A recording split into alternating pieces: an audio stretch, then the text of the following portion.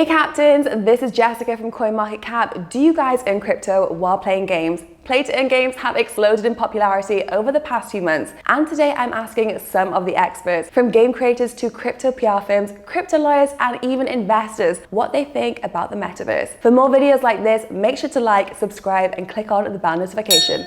Let's go. So, play to earn, definitely Axie Infinity. I'll admit, I'll stake AXS myself, and there's plenty of crazy new projects coming. Even in the, we don't necessarily deal with the digital gaming, but there's plenty. So Vulcan Forged, I guess Illuvium, plenty of those that I follow. Oh, it's definitely an Axie Infinity for the time being. We are looking at a new industry where a lot of AAA publishers are coming into this space, as well. So we are looking at a lot of awesome games that's going to come out. It's very, very, sick. And these games are released in the next couple of months, especially 2002. I think forget about the bear market. It's not going to affect this industry of GameFi. Coin Fantasy is a good one. I think also we basically live together, so anything we invest in, it's like the same. We do it together. Coin Fantasy is a really good one because they are the first decentralized fantasy gaming on the blockchain. So that one's really cool, and they have some big players involved in their project as well. They haven't launched yet, but I really have high hopes for them.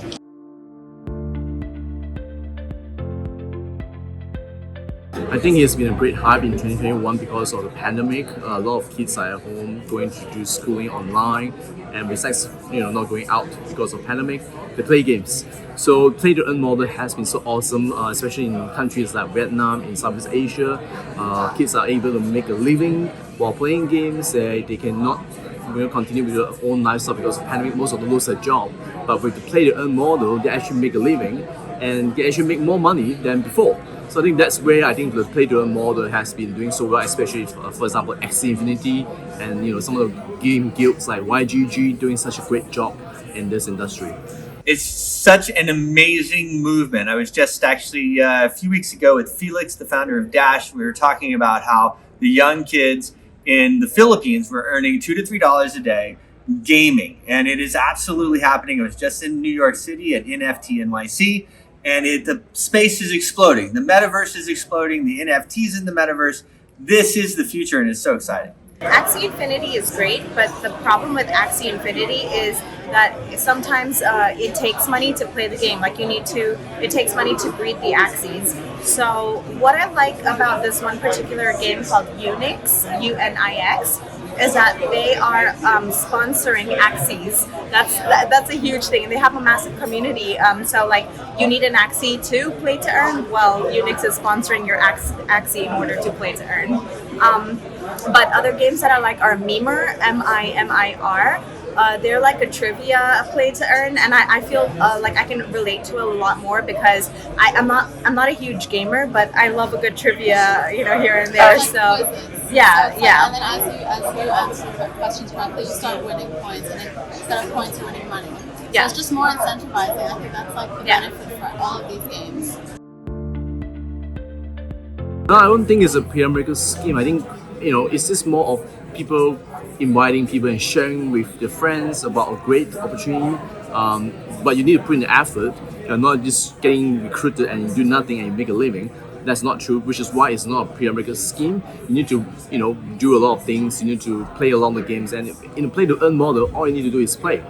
So if you enjoy playing and you can continue playing, you'll probably be able to earn, whether you earn a lot or little, depending how your performance of your game you're playing. We wish them good luck, but it's excuse my French, it's just a little browser game, right? It's not. I mean, they achieved already incredible stuff. The 20 bill valuation that we just released. The information about that has been released this month, and stuff like, I guess at one time, most transactions on Ethereum blockchain. But I mean, how far can they take it, right?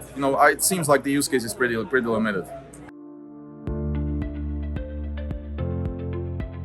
Easiest way, I think, to explain the metaverse is another dimension, right? So you're growing up and you think, there's all these other dimensions exist. They tell us, the physics tells us that it exists.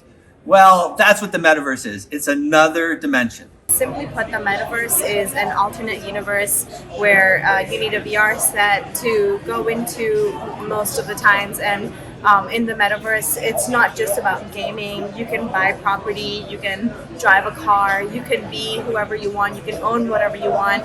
You can, and it's backed by NFTs. So the metaverse is a lot bigger than, I would say, a game. Than GameFi. I believe it's going to be the future alternate universe where people go in to escape or to, commit some sins. It's just it's another world. I was just saying, like, imagine playing a game, but instead of playing the game, imagine living in the game. Yeah, that's a good answer. Son, daughter, you put on your goggles, you click out, you go play Mario in 3D, that's the metaverse. So see, for all the kids that will watch this, probably all the streamers and gamers and Zoomers and everybody, we're trying to bring the fun that you're having when you play a digital shooter and fragging your friends and yelling at them in your headsets. We try to bring exactly the same cool stuff in the real world. I think I saw this movie in 2000. It was called The Matrix. I'm pretty sure I saw it. It's the world that's been pulled over our eyes. I hope it doesn't become that. Or if it does become that, I hope we're all Neo and we escape and kind of get back to reality. Kidding aside, I think it can be very positive. It can be very negative. Maybe it's just a function of my age, but I enjoy real life, to be honest. I'm perfectly good with an augmented system that helps us navigate through the actual world.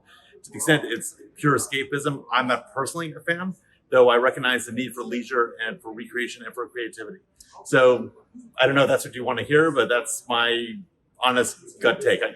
So the upcoming trend for the metaverse, definitely the merge between the NFTs, the actual metaverse realization, meaning merge of the physical world with the digital world, also which huge part of what we are doing.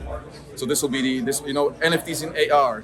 Live action gaming, things like that. At this point, it probably something should scare me about the metaverse, but nothing scares me about the metaverse. I think it's going to be absolutely fantastic. I can't wait until we're really experiencing so much more of our life in this AR, augmented reality, in the virtual reality. The future is really bright, and it's going to be so much more enjoyable than how we experience things now. So what did you guys think? Comment below your favorite game. It seems like Axie Infinity was a hit. I want to hear from you though, and don't forget to subscribe. If you do want to learn more about NFTs, you can also ask Alex in the description box below.